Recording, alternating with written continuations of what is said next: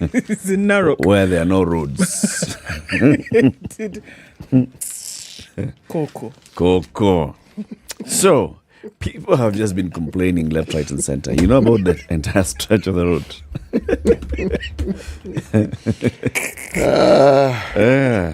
This attempt to cheer me up is working. It is, eh? I'm actually feeling very cheerful. Yes.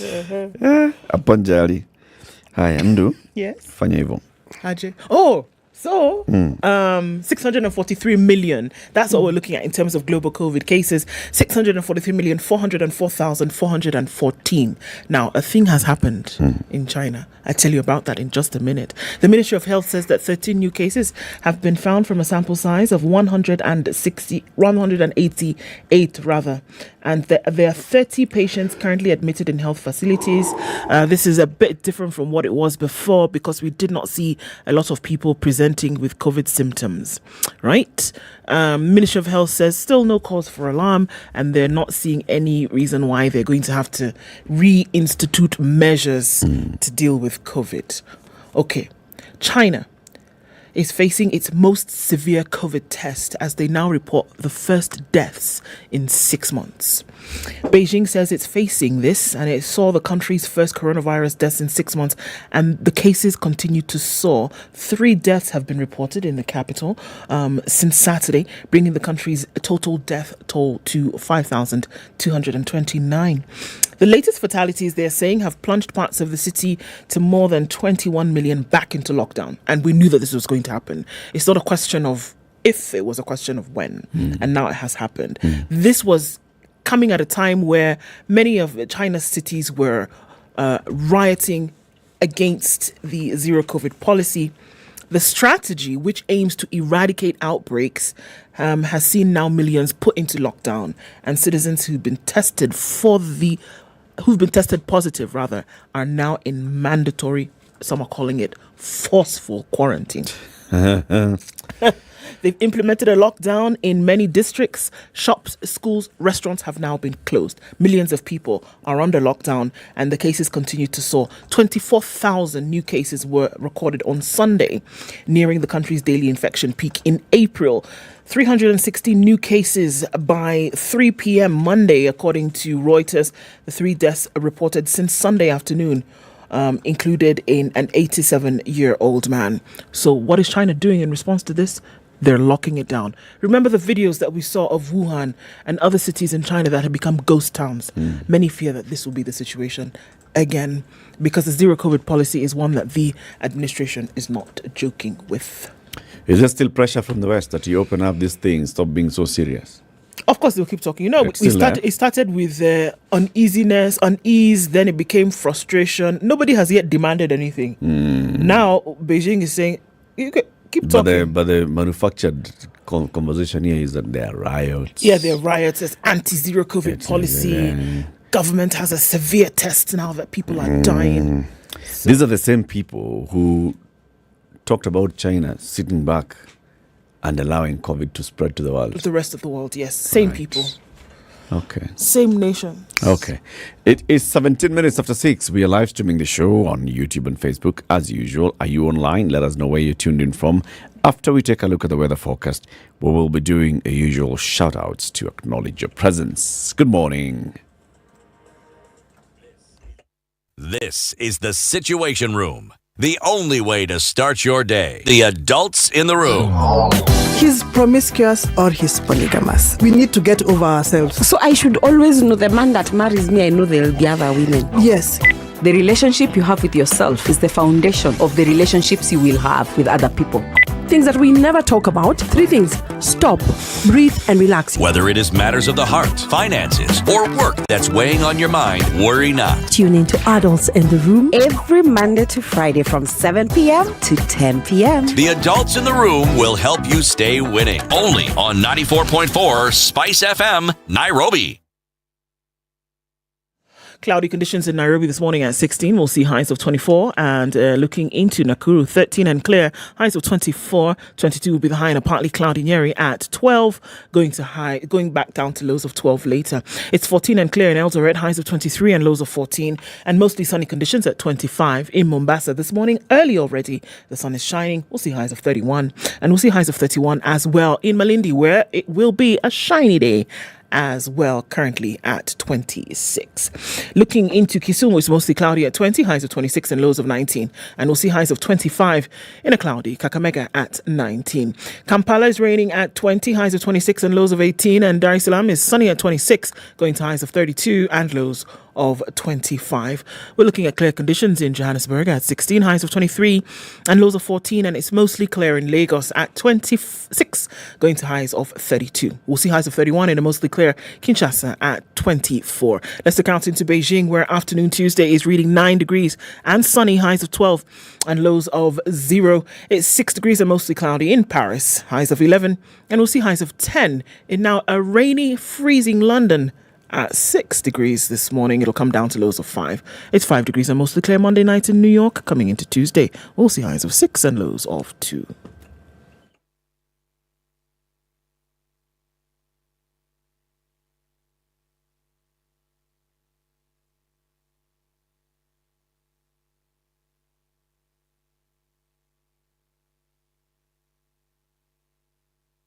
Mature, intelligent talk every morning. Spice up yourself.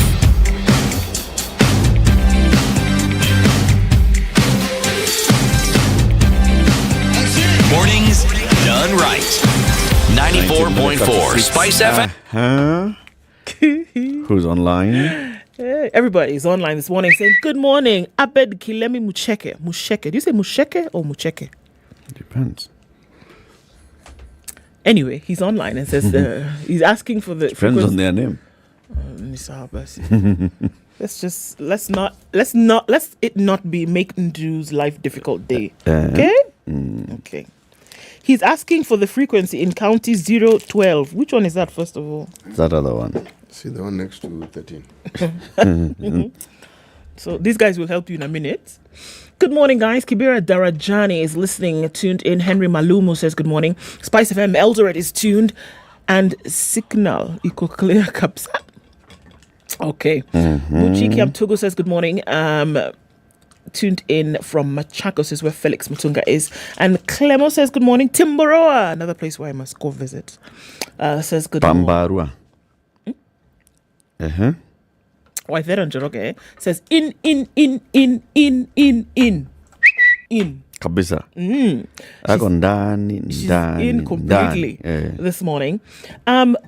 Where Senegal looked as though they would do some justice for us.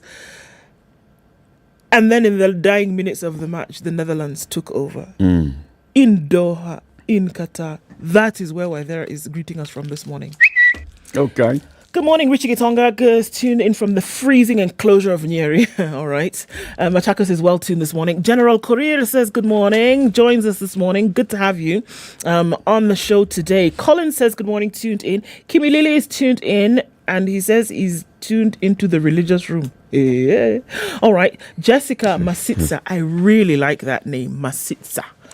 Wechenje says good morning. Ivan Zokuya says good morning. We thank God for this day, representing Changamwe, Mombasa. Karibu, Karibu. Robert Zbogo is also tuned in. Cleofa Sanam says the quality of interviews in the Situation Room is getting better by the day. Oh, thank you. Good morning, lady and gentlemen. He's tuning from Nyakach sub-county and tuning from Kwamthusi in Mwengi. He says, may the day break indeed. And it has. Ondicho says good morning to us all today. And we see all of you online. Karibu. Sana, thank you for joining us. Alrighty. I need to give a shout out to my Uber driver, Anthony Maina. Shout it out, man. Because this man actually listens to us. You know how it is, you're sitting in a cab and you're wondering, why is that music familiar? And you're informed there are these people who play this music in this particular station. Yes, now, Anthony isn't one of those. Anthony was listening to some station, I don't know which. And he started talking about the media and asked if we're going to Standard. Do you work for the media? I said yes. And I explained what we did. Now, when I went to get my newspaper, I came back. He was on 94.4 FM. Voila. Yes, he had tuned in and he was listening. Fantastic. Yes, so Anthony, good morning to you, and may you have a wonderful day. Kabisa. Peter Wagongo says Ututuama. Do you remember what Ututuama means? He does. Do you? Ilikuwa nini hiyo kitu? Was it those greetings? Ilikuwa nini hiyo kitu? What was it? Good morning. It was a good morning to your uncle or something. It's just good morning. Which one was the one to your... My grandfather's Obwefi. Uh-huh. He who kills cows. Uh-huh. I used to greet my dad, Ono. Uh-huh. Ono was the eldest son. And the Tutu Amana is which? Good morning. To who? Anybody. Anybody. that you Ati just- Otutu Amana. I'll tell your cousin. I'll report you. I'll report you. Aha. City, Yes. please grab the Samsung Galaxy Tab S8 Ultra. That is what I'm going to do. And the purpose is not so that I may strangle it. It's so that I may read the proverb from Western Sahara. Ra. Which was recognized as a full member by the AU. Okay, it was actually the Organization of African Union then. Now it morphed into AU in 1984. Uh-huh. Yes, good things happen to those who wait. Much to the chagrin of who? Morocco. Maroc. And that hasn't stopped. Yeah. No, it hasn't. They're still salty. My friend. And I think the salty has a sea taste to it. Ah, yeah. Today's proverb? Yes. The proverb. Old ways. Hi, CT. Hello. Jumbo. Old ways and old friends ought not to be disbanded. Yeah. Old ways And old friends. and old friends Yes. ought not to... Ought not to be not ought dot. Where? you know, there are people who think when you're talking to them and they open their mouth wide, they'll hear you better. The mouth doesn't help you hear. Right. Old ways and old friends ought not to be disbanded.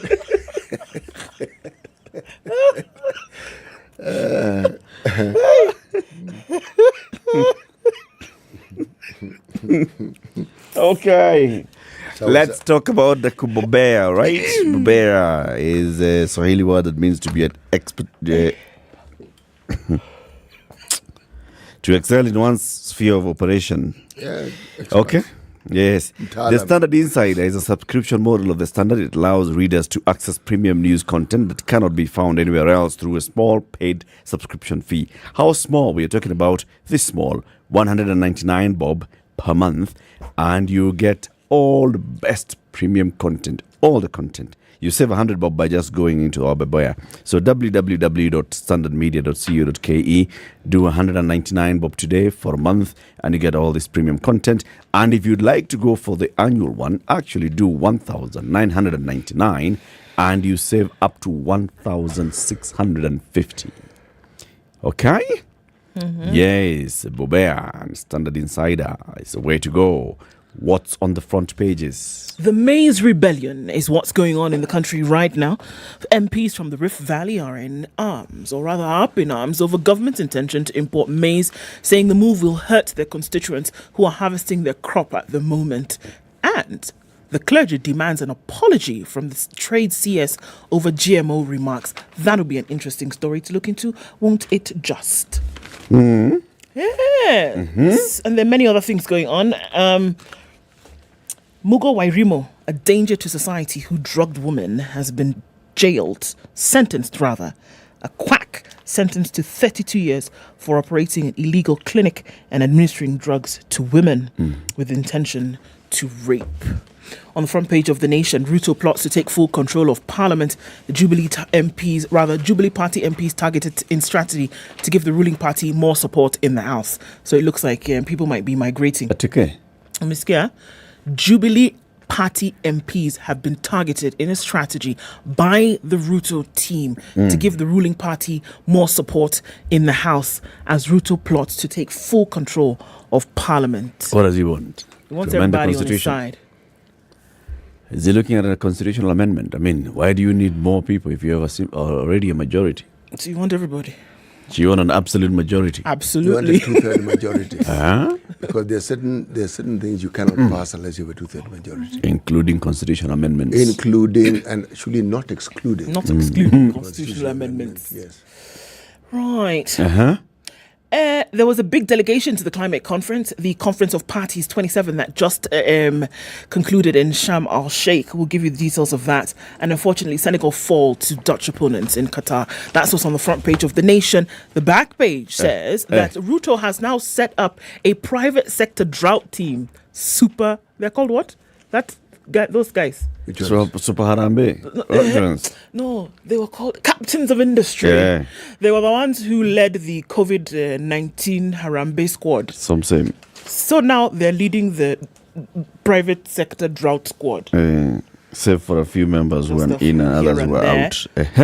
out. But tell us about that. Let's start there. Let's start there. Okay.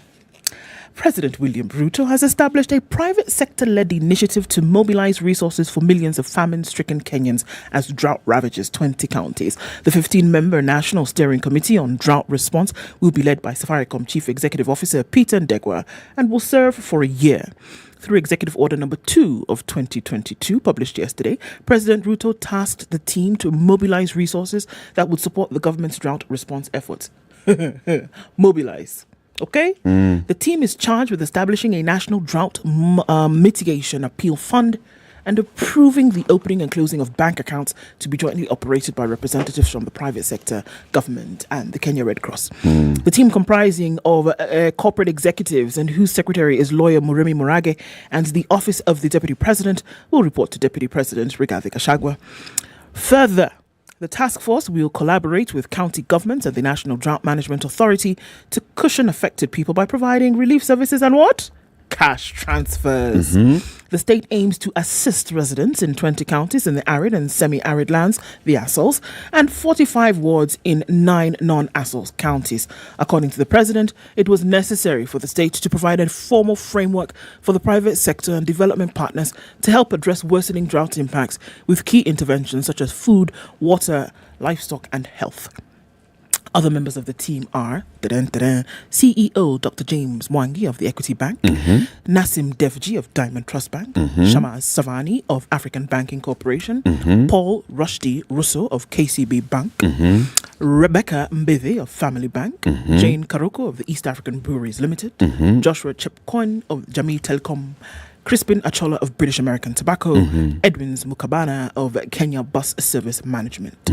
Others are Red Cross Secretary General Asha Mohammed, Patricia Mugambi Ndegwa of the Impact Philanthropy Africa, Krishma Judeth Shavda of the Isha Foundation, and Harad Hassan of the National Drought Management Authority. They will be required to appoint an independent auditor to prepare and certify the financial statements of the fund.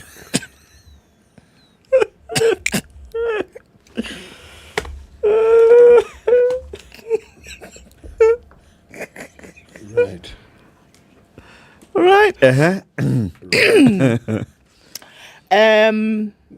So the president is once again, the president of the Republic of Kenya is once again tapping into the private sector to mobilize government efforts in addressing a national disaster. Yes. And it's not a bad thing. But then, okay, question number one. Why is the government relying on the private sector to mobilize funds to respond to an issue? Exactly. That's number one.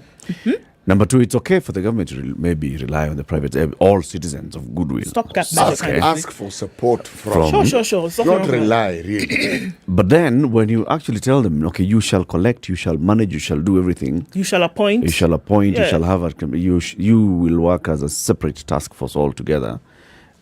How does this then help the government to learn to do its job. and to prepare for the next one? And in addition to that, not too long ago, as COVID came up, you had such a thing. Was there an entire audit of what happened with that fund? Stories jumped out at us from the woodwork, and the questions were: was this fund managed properly? Where did this money go? Can we account an it to account zero? from the treasury, and an some account people where were resigning, others were not supposed to sign. Only a few people then had authority to then. Come on, did you do an audit of the previous exercise and find out that this actually worked? Some of the same people who were on that team are on this team today. And are you sure that this is from historical experience? Do you know that that one worked? Were people satisfied with the way in which it happened before? We had many stories about how some of these cash transfers that were supposed to go to people who were disabled, who living with disability rather, it never went to them. Never went to them. And they were supposed to be on the list. How are we going to make sure that this happens this time? Are they going to be transparent then in their reporting to tell people what's been going on? Who's gonna make sure that if you send 1,000 shillings